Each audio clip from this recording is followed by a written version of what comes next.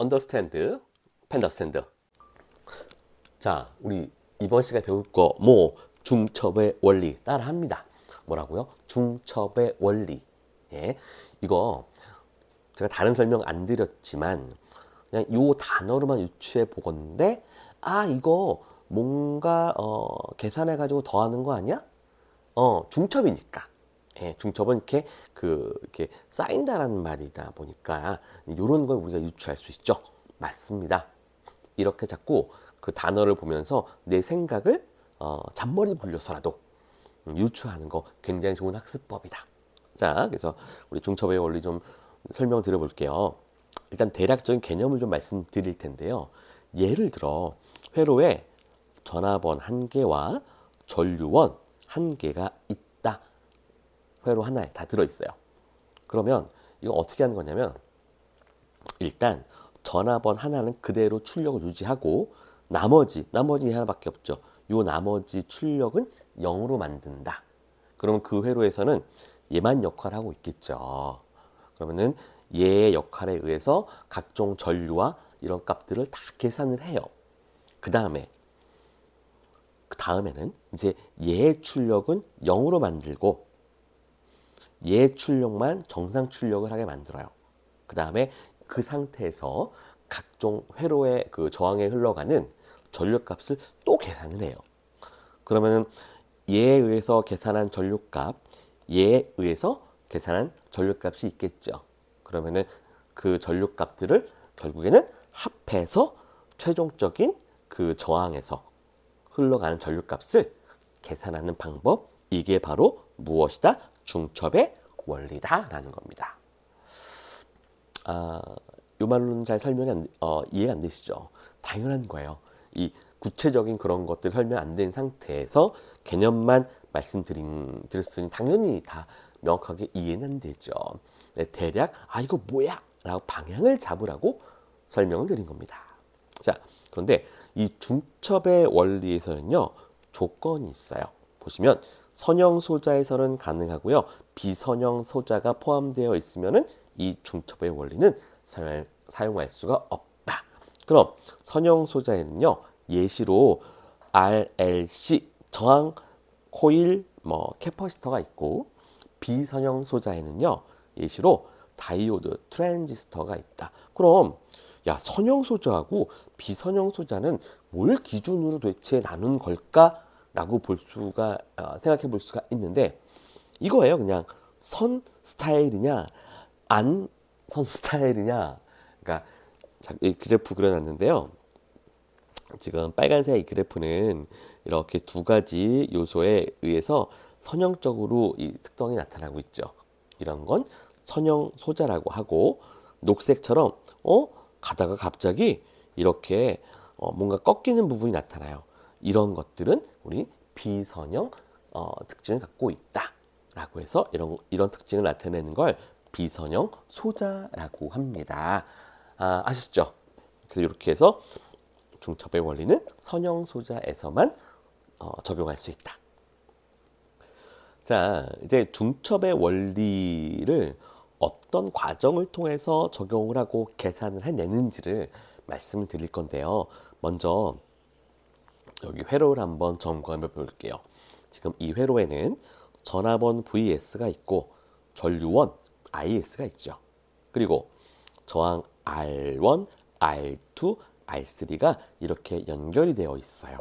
그리고 전류, 즉 저항에 흘러가는 전류를 제가 임의적으로 여기는 I1이라고 하고 방향을 임의로 정했어요. 그리고 여기는 I2, 그리고 여기는 I3라고. 근데 전류의 방향을 임의적으로 제 마음대로 정해도 되나요? 라고 생각해 볼 수 있죠. 맞습니다. 임의로 정하시면 됩니다.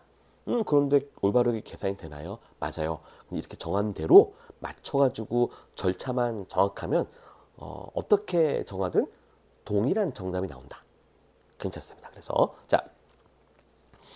이 상태에서요, 이제 세 가지 단계로 우리가 이 중첩의 원리를 적용시킬 건데, 첫 번째, VS 이 전화번의 출력은 그대로 유지하고 나머지 이 전류원 IS의 출력을 0으로 만들어요. 그리고 나서 우리는 뭘 하느냐? 그리고 나서 VS만 남겨둔 상태에서 전류 I1 구하고 전류 I2 구하고 전류 I3를 구할 거예요. 그 다음에 또 반대로 이번에는 IS를 그대로 유지해두고 전압원 VS는 출력을 0으로 만들어요.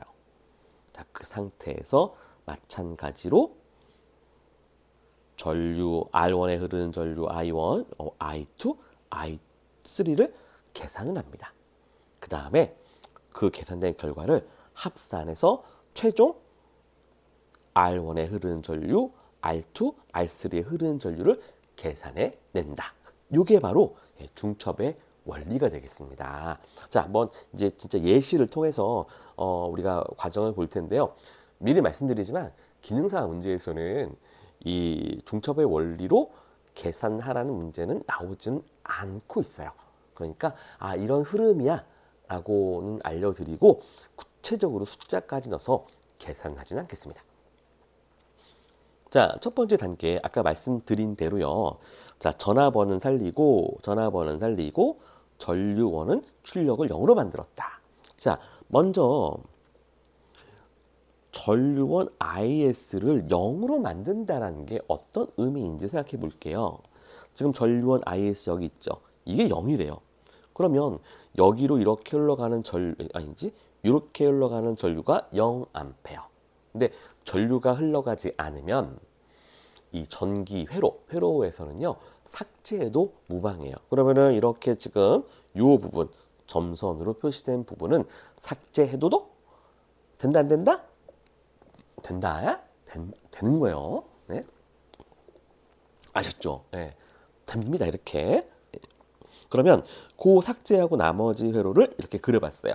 그러면 여기 지금 저항 R1, 그다음에 R3가 있으니까 이거 지금 두 개가 직렬합성 저항이죠. 그리고 전압원 하나 있으니까 뭐 이렇게 흘러가는 전류값 구하는 건 어렵지 않을 겁니다. 그래서 이렇게 해서 구한 거, 자 I1V, 그러니까 전압원만 남아 있을 때 구한 값이다. 해서 V자를 붙였어요. 그리고 여기는 I3V로 해서 전류값을 계산해봤습니다.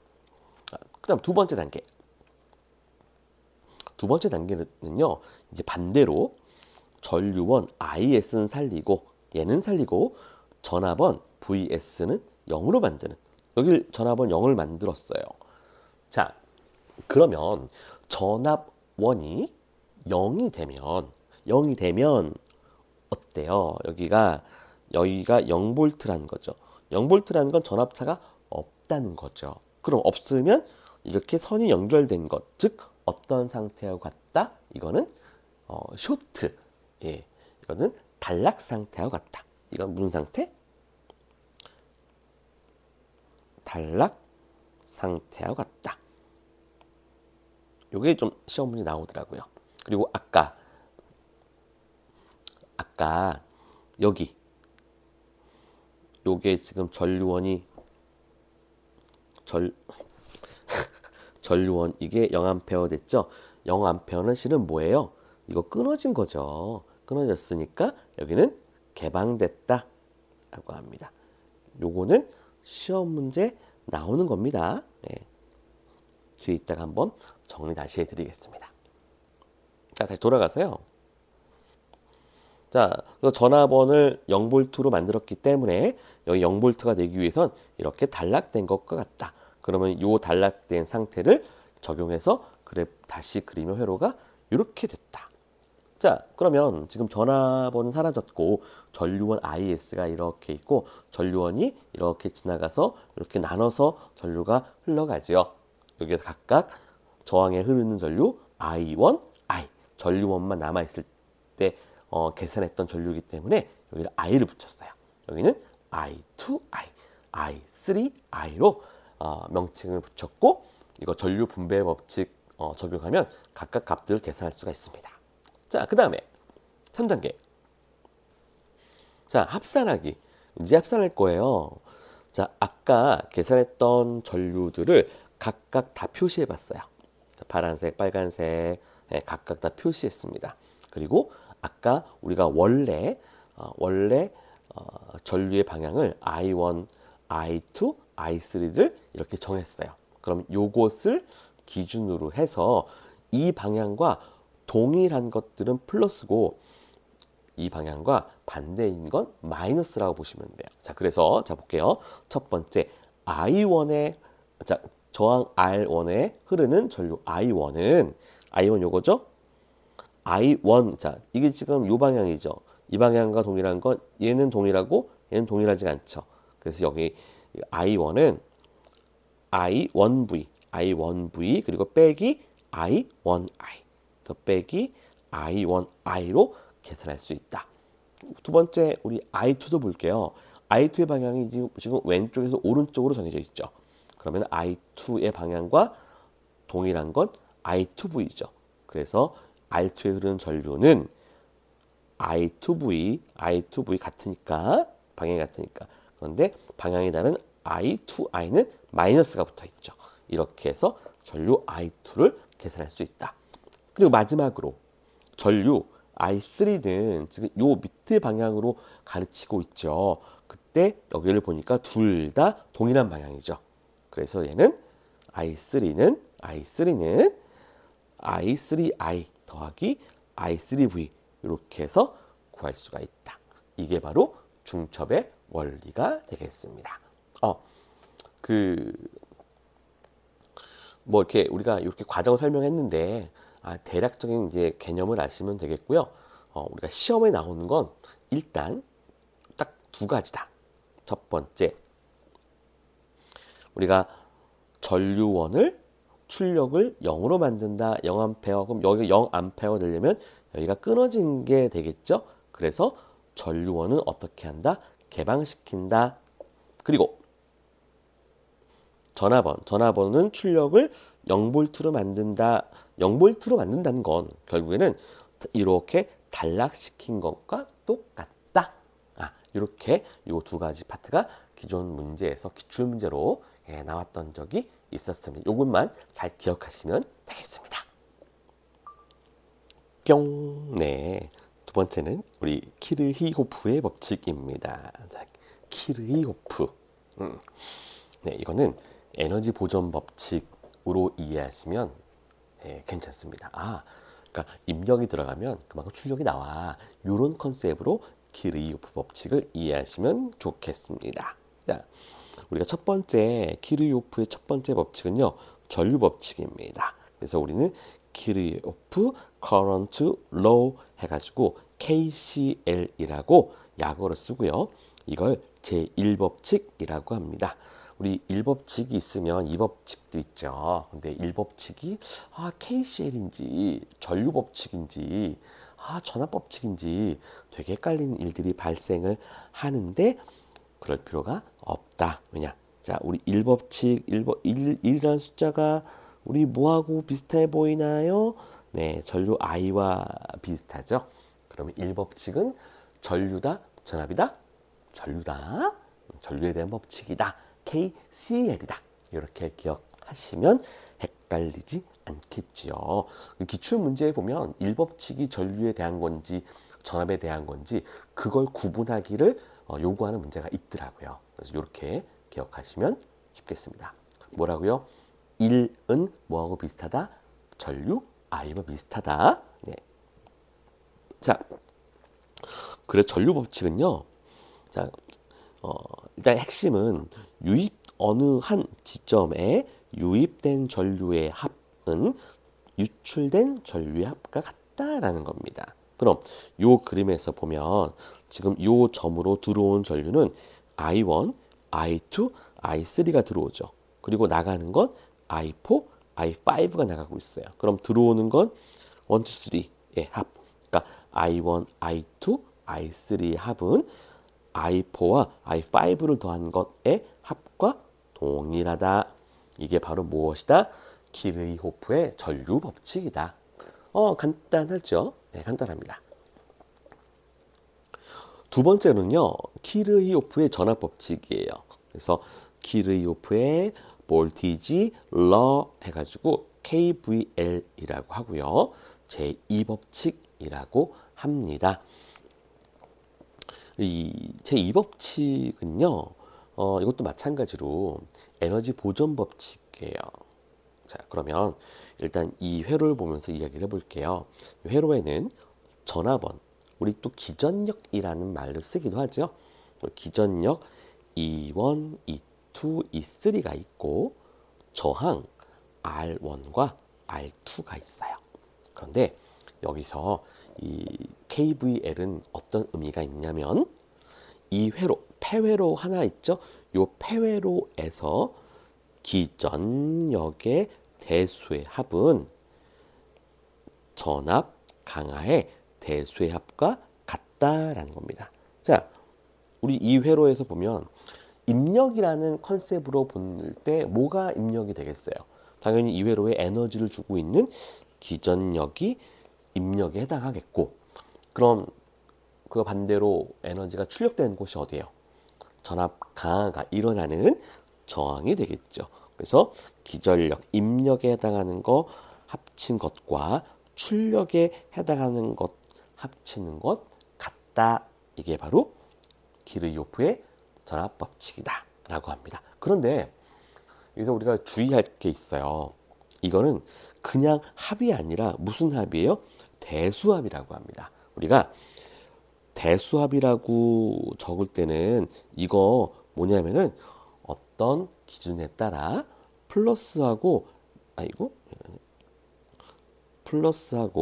마이너스로 구분해서 선택해가지고 덧셈이나 뺄셈을 해줘야 돼요.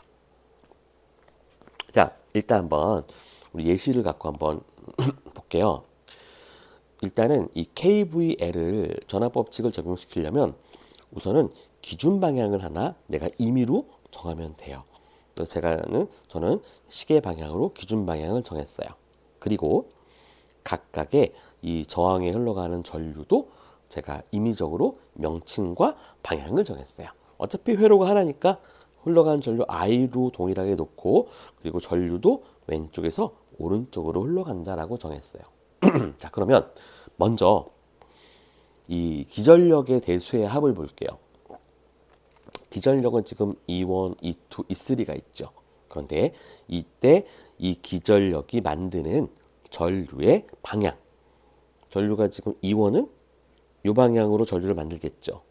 E2도 이 방향으로 전류를 만들 테고, E3는 이 방향으로 전류를 만들 거예요. 그럼 이 각각 만든 녹색 전류의 방향과 기준으로 삼은 전류, 이 기준의 방향과 비교해 볼게요. 자, E1의 전류 방향과 기준 방향은 어때요? 같죠. 그래서 여기는 플러스 E1. E2가 만든 전류의 방향과 기준 방향이 어때요? 같죠. 그러니까 플러스 E2. 그런데 E3의 경우 E3가 만든 전류의 방향은 기준 방향과 어때요? 서로 반대죠. 그래서 마이너스 E3로 한다. 오케이. 자, 그 다음에 나머지 전압 강화는 R1과 R2에서 일어나죠. 그러면 자, R1에서 일어나는 전압 강화는 전류 I와 R1을 곱하면 되는데, 전류 I의 방향과 기준 방향이 어때요? 지금 같죠. 그러니까 플러스 R1 곱하기 I. 그리고 두 번째 R2도 마찬가지예요. R2에 흐르는 전류 I의 방향과 이 기준 방향이 동일하죠. 그러니까 R2에서 일어난 전압 강화는 R2 곱하기 I에다가 기호가 무엇이냐? 전류 방향이 같으니까 플러스다. 이렇게 해서 하는 게 바로 KVL이 되겠습니다. 자, KVL은 좀 다른 예시로 그 개념을 다시 한번 좀 명확하게 좀 점검을 해볼게요. 이걸 왜 명확하게 점검을 해야 되냐면, 이게 기능사 문제에 이걸 갖고 해석을 하라는 간단한 문제가 나오기 때문에 그렇습니다. 자, 먼저 회로를 좀 이렇게 분석을 해볼게요. 일단 기전력 E1, E2, E3가 있는 게 보이시죠? 그리고 저항이 R1, R2, R3가 연결되어 있는 거가 보일 거예요.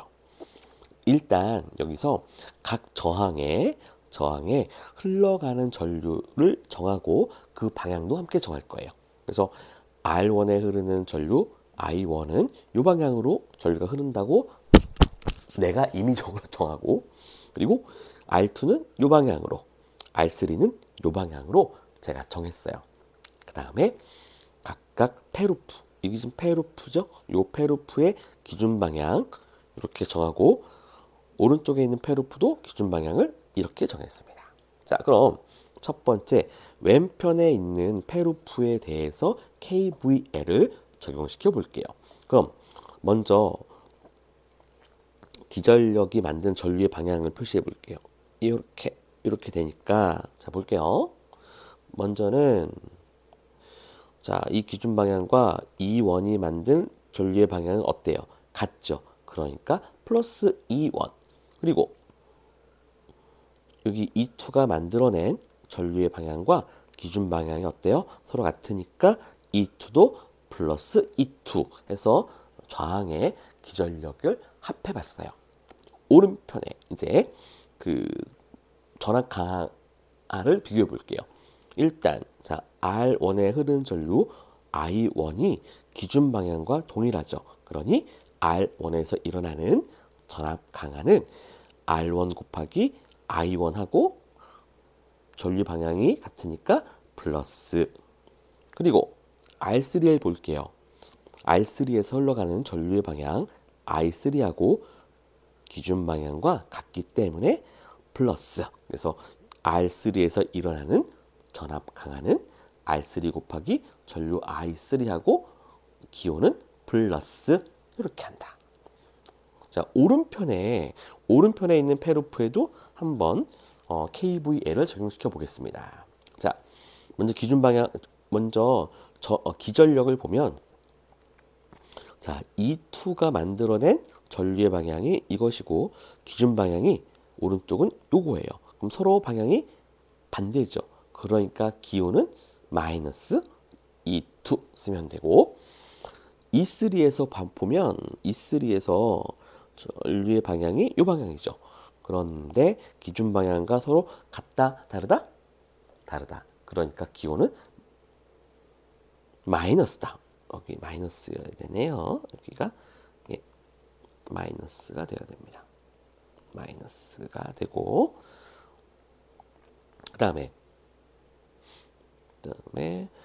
자, 저항 R2에서 흐르는 전류가 I2라고 했어요. 그럼 R2에서 일어나는 전압 강하는 R2 곱하기 I2인데, 이 I2의 전류 방향과 기준 방향이 어때요? 서로 지금 다르지요. 그러니까 마이너스 R2 곱하기 I2가 된다. 그리고 R3에서 볼게요. R3에서 일어나는 전압 강하는 I3 곱하기 R3인데, I3의 전류 방향과 기준 방향이 서로 달라요. 그러니까 마이너스 R3 곱하기 I3로 식을 이렇게 세울 수가 있다. 네. 이렇게 해가지고 이제 요 식을 뭐 연립하거나 해가지고 우리가 원하는 전류값 I2, 1, 2, 3를 다 구할 수가 있게 되겠죠. 이런 식으로 이용하는 게 우리 KVL이다. 오케이. 여러분들 좀 도움이 되셨겠죠? 네. 끝까지 시청해 주셔서 감사합니다.